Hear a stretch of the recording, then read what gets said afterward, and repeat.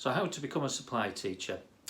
Well, firstly, you need to come and see somebody like myself, and it doesn't have to be primary education.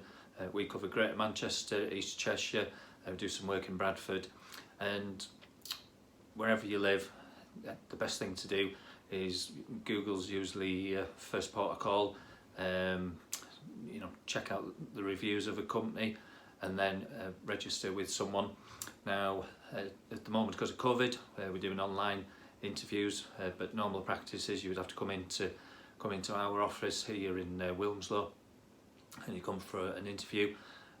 Ask everybody to bring their ID and their proof of address, qualifications, all sorts of things, referee details. There's a whole list of things. The interview normally takes about an hour, and then we get the references and do other checks. Used to be a list 99 check, and either do a disclosure for somebody, or if they're on the update service, we check to make sure that it's still current and still we can still use it. So that would be the first port of call. Sometimes people will go and register with maybe a couple of agencies, and then sometimes people get a little bit carried away, I'll be honest, and maybe go and register with 6 or 7.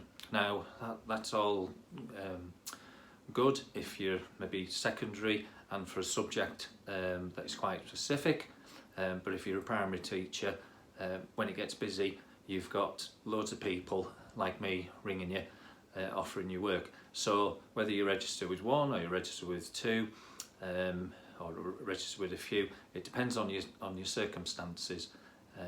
But it's a great opportunity. I always say it, if someone comes to register, especially with like a student teacher, NQT, who just starting their career, they've maybe applied for lots of jobs and not been successful.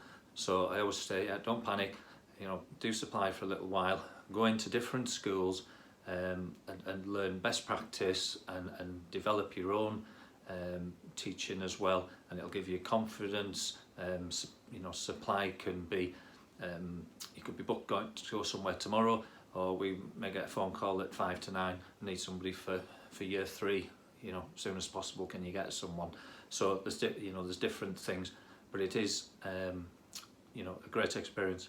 But as an agency, we get audited, and so we have to make sure that we're doing everything correctly.